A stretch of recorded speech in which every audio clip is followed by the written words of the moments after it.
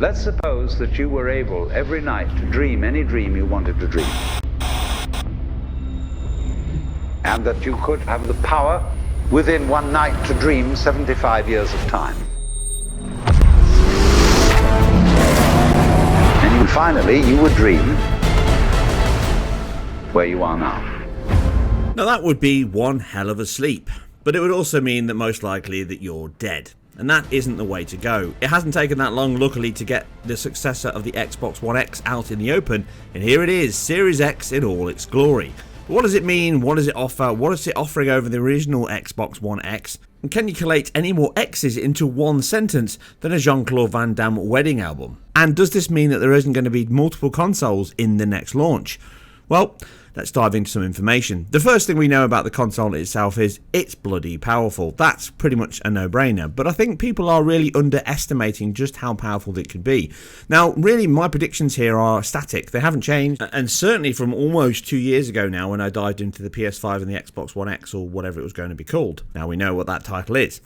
Now, at the moment, we are looking at hardware that really pushes up to the high end, maybe not bleeding edge if you've got really deep pockets, but certainly 99% of the market would not be running a PC of this level. That's the kind of power that we're talking about. Theoretically, 12 teraflops of GPU power, a Ryzen 3.5, 3.2 gigahertz. Again, it's pretty much the same stats as I gave last time in predictions of where these consoles would fall. I actually figured somewhere between 10 and 12, so it's kind of come out of the top end of that. And bear in mind though, these aren't confirmed stats, and they could just be talking about the architectural improvements from both the CPU and GPU. And teraflops to teraflop, it's not exactly double. And doing a quick calculation, it's 443 millimeters squared the die size would have to be to factor in 64 cores, 4 disabled, that's 60 cores. And actually, if you take the Xbox One S or the Xbox as in a base example, which Phil also said 8 times that power, then that would bring you to 10.4 or 10.5. So, yeah, there you go. It's right in that ballpark that I mentioned back then. And a large part of that is down to the much larger case that Microsoft have delivered here. It's effectively an MTX PC tower case. I know it's been said already on the internet, but it is. And that's nothing bad, there's nothing wrong with that at all. In fact, it resembles a subwoofer to me. It looks just like my subwoofer in my front room with my sound system. So it would fit in against any surround system, any TV configuration, and it's not really offensive. It does have an optical drive, and that is a big benefit. PC towers, it's very hard to get one now. You can get them, you can get caddies, you can get options with MTX towers that suit this very similar, look almost identical in fact. So it's not a million miles away from what's available. Now, in terms of the optical drive, it's a big reason why I love consoles still, because it's still an option. PC, it's long since dead, and it does annoy me. I will never give up physical discs. You'd have to pry them from my dead, gripped hands before I did. And unfortunately, digital future is the way we're going. But in terms of hardware, it is a huge leap over what we've seen on the Xbox One X. You've seen the detailed specs that I've got here. Some of them confirmed, some of them not confirmed. Things like the teraflop count, you can infer it's 12 teraflops because Microsoft have told us that it's double the amount of GPU power of the Xbox One X, which was 6. The CPU around 3.5 gigahertz versus 2.3 gigahertz, but obviously there's huge architectural improvements there. So they're saying 4 times faster. It may be, flip-flop between the two, but you can see my Zen test as an idea of the kind of performance you're looking at. So 120 hertz in games is not an unknown here. Now, that is an option as well with the system, but don't expect games to be running at 120 hertz all the time, although you can run 120 hertz on the X and the S, in fact, if the TV supports it at 1440p. Now, this runs obviously HDMI 2.1, so it supports 8K up to 120 hertz in terms of 4K. Again, there will be games that will run at 8K, there will be games that run at 120 hertz, I'm pretty sure of it, but most games will target 4K and 60 FPS, and there's nothing wrong with that. I would doubt most games will fall below 4K. Some may. It's always an option. In fact, I'd personally love for a game to come out on one of these pieces of hardware and just run 1080-30, and it would blow your mind, I think, what it could actually deliver. But no one's going to do that because probably people would just get marred if it's 30 FPS and 1080p in this generation. But for me, I've said that before, I've said it for years and years and years, resolution is overblown. 4K I think is way over the top for what you need in a game, and 8K, which this machine is capable of, is probably arguably another issue as well. So 8K 120 Hz means it's probably going to support HDMI 2.1. That's almost a given. VRR is in there, so again you can have the variable refresh rate, and obviously it takes all of the advantages that AMD deliver in their GPUs with the reduction in input latency, Radeon sharpening. All the benefits that come from the AMD side will be in there, along with Microsoft's own development processes and obviously customization on the chip. Now, the Ryzen CPU will make a huge difference to the titles and also just how smooth and fast games will run. The SSD is one part of it, but also the biggest portion of unpacking, decrypting, installing stuff onto your hard drive, running textures, depacking them into the game, moving them over to the video RAM, all of that takes CPU power and crunching. And the current generation, even the premium consoles, really struggle at that area. They're quite a way behind what's available on desktop PCs and have been for a while. And this will really even that line out. It will bring everyone closer together, and there'll be no huge gaps now between the best on PC and the worst on console.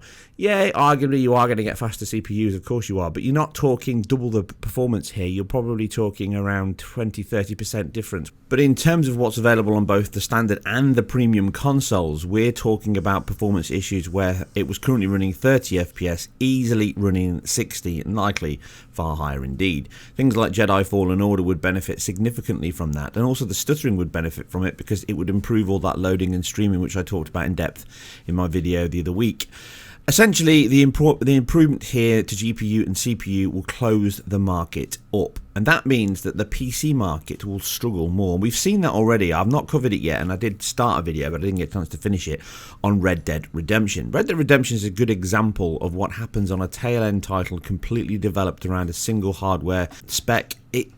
I know it's cross-threaded, but unfortunately the PS4 and the Xbox One are not that significantly different, and certainly the X and the Pro are just more powerful versions of those, so therefore scaling things like resolution, shadow quality, all those areas which are standard in engines, they're easy to scale up unless you get better performance or better visual quality.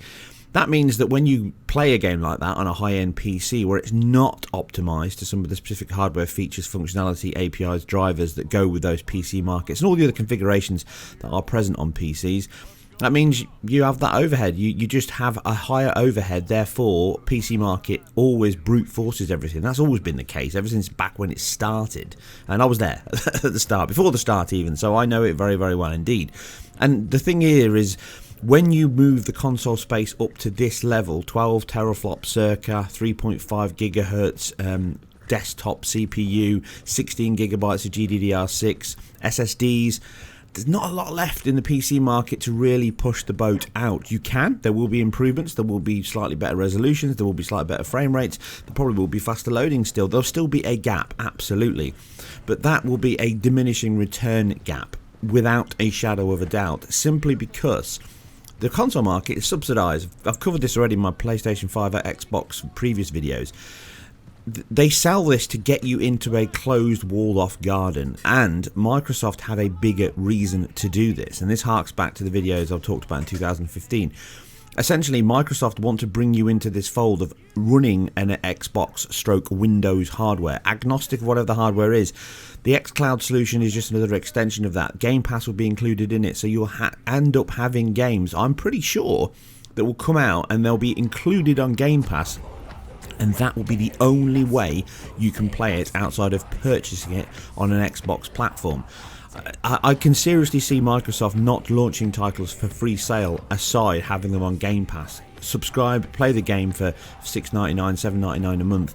Once you make that subscription a dependency for everybody, you get all these other games that they're subsidizing in terms of bringing other companies into the market, giving them a fixed cost at the start. I'm not going to get into the business side of it, but essentially that's what they're doing. And then when you sell the title, you pay them an amount of money.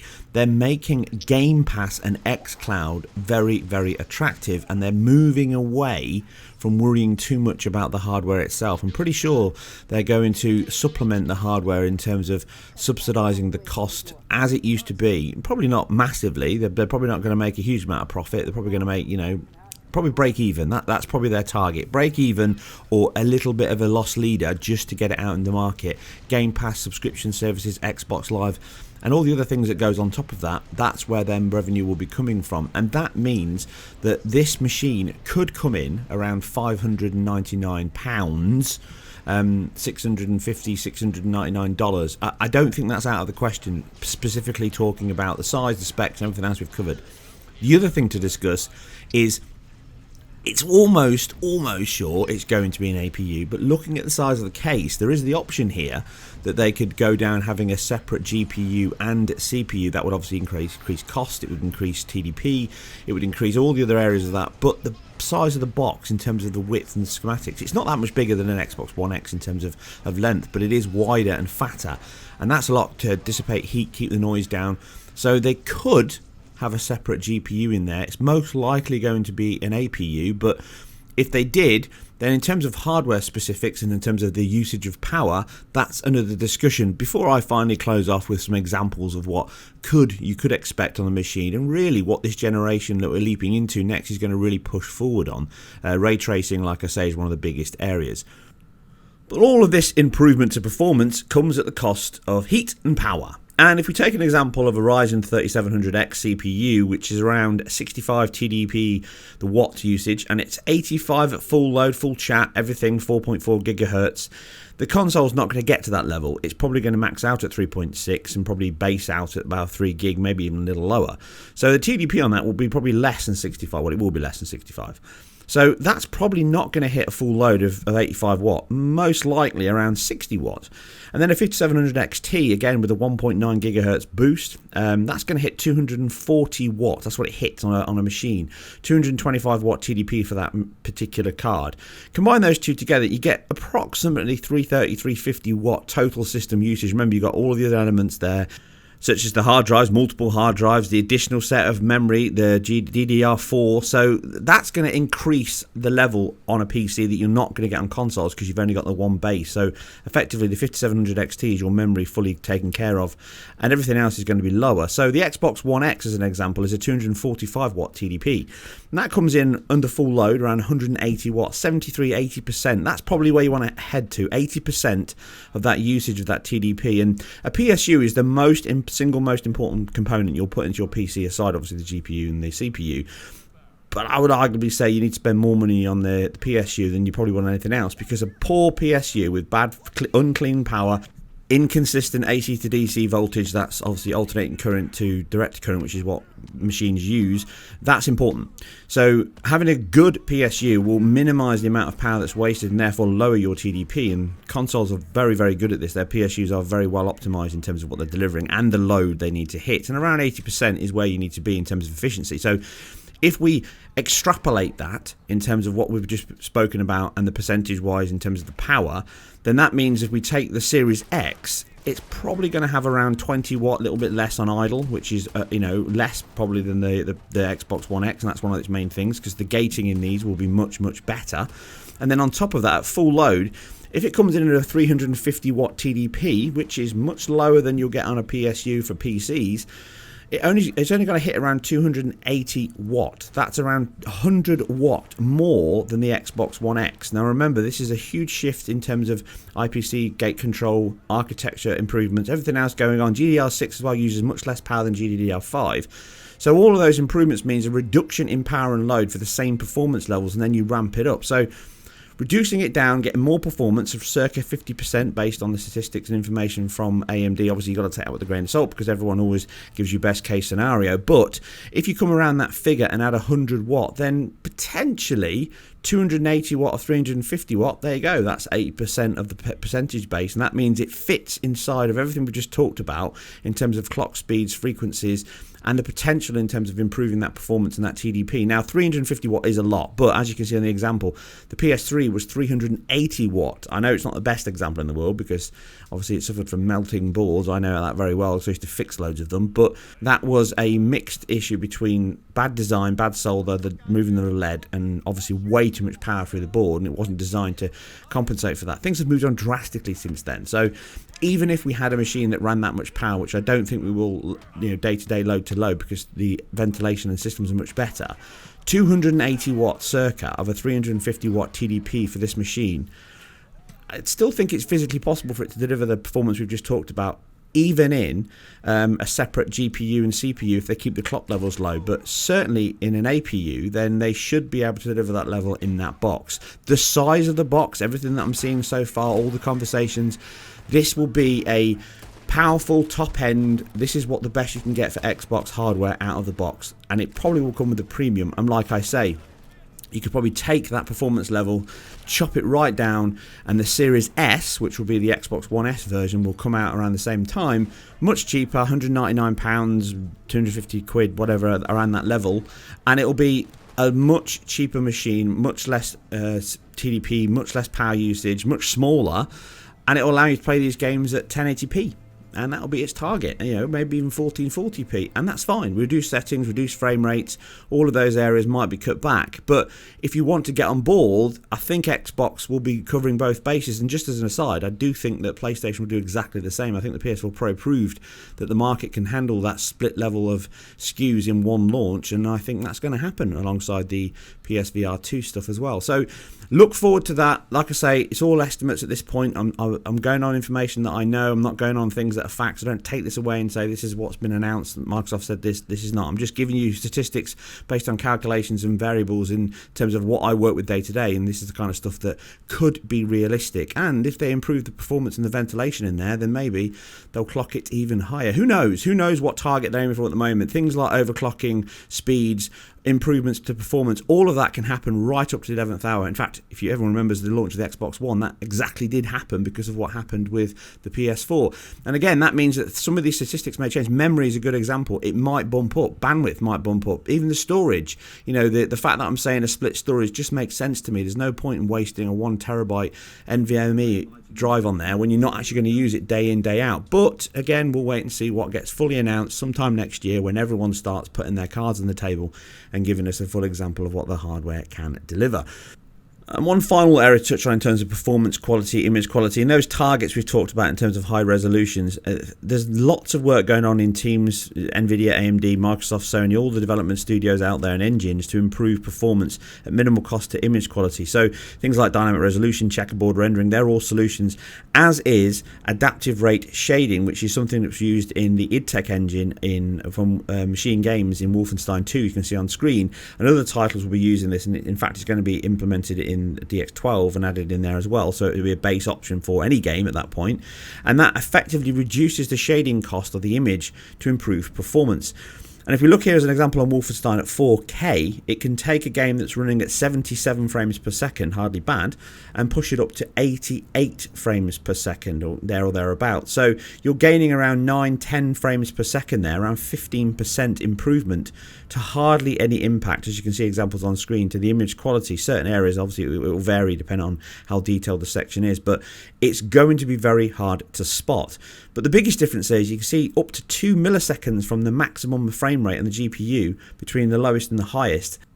2 milliseconds in a 12 or 10, 11 millisecond frame, that's almost 20%. That's not to be sniffed at, and that's a good reduction in terms of performance, and therefore an increase in performance, input latency, in all those areas. But this is an article for another video. I won't cover this today.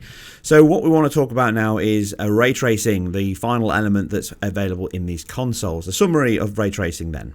I've mentioned this before in my ray tracing videos. If you want to know more about that, how ray tracing works, how it differs from standard rasterization, the 2D transformations, all those areas in much more detailed technical depth, go and check out that video. But the short version here is don't expect it to replace rasterization. That's not going to happen. It's still far too demanding for that. But we have got a hybrid solution here, and this is what the Xbox One X is going to deliver.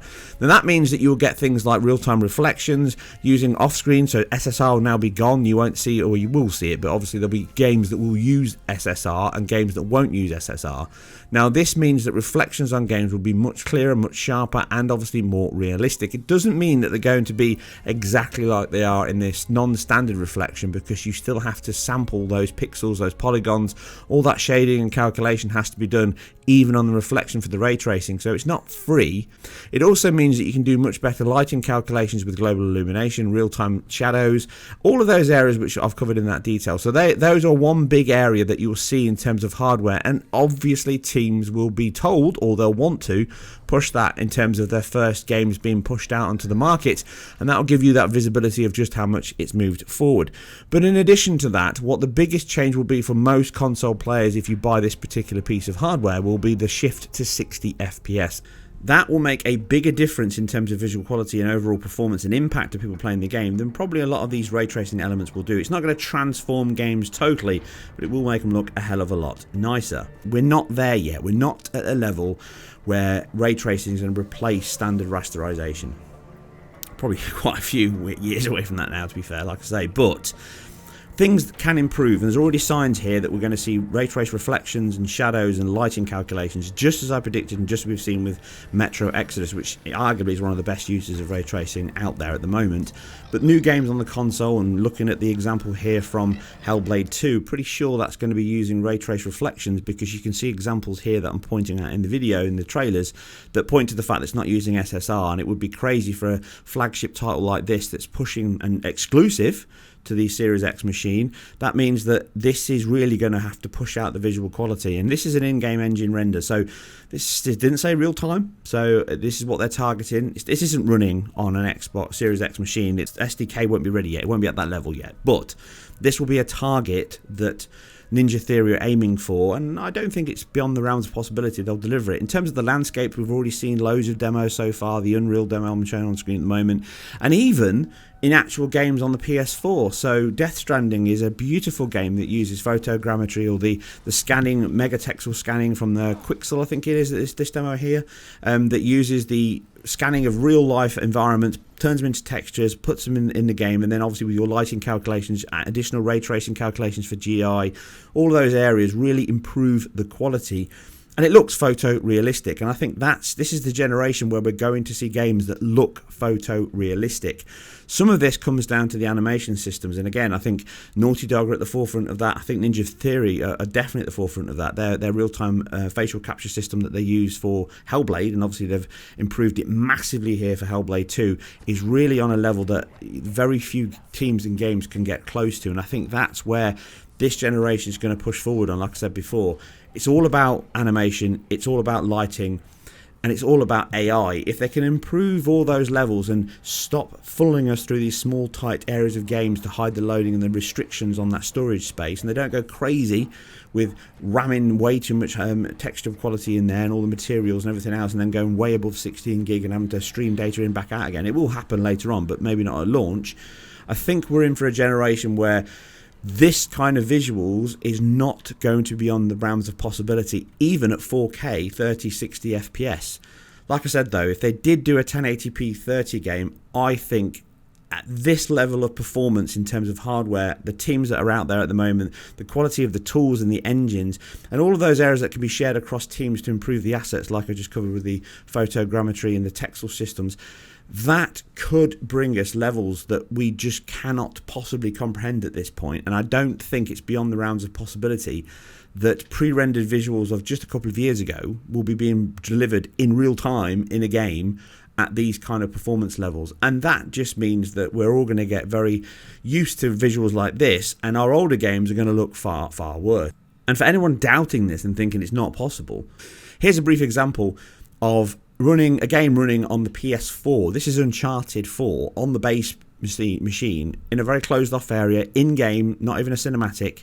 You can see the artistic use of lighting, character models, depth of field, all of those areas can improve the perception of photorealistic to the viewer, and this was a couple of years old PS4 game. We've already seen that The Last of Us 2 is going to push beyond this. We've just seen what's possible on the Series X with games such as Hellblade 2. And again, like I covered earlier with my Halo 5 analysis, that's my point. That doesn't look anything other than a very flashy looking Xbox game. Nicer visuals, higher fidelity, higher frame rate. Fundamentally, the textures, the quality, the lighting, the shadows, everything else looks exactly like you would expect on a base console. But Hellblade 2, now that really looks like next generation work. And I'm really looking forward to what can come out from the Microsoft Fold and the PlayStation Fold over the forthcoming months. We can get our hands on what this machine can actually do, and hopefully get an idea of some of the games that the teams will be beavering away of right now behind closed doors, ready to wow us in a couple of months' time. Anyway, this is it. It's a bit long, waffly look, and hopefully some detailed information that you may or may not have known, and some assumptions based on what may be coming from these machines, and hopefully an idea of just how beautiful these games can look using ray-traced solutions. And like I say, if you want to know more about ray tracing, how it works, how it affects the game industry and all that kind of stuff, then check out my other ray tracing video. Link is below and on screen. That's it for now. I will catch you all on the next one very soon. Just stay hungry for more next-gen action. Tavor, alltså du lägger i rason för det var skriva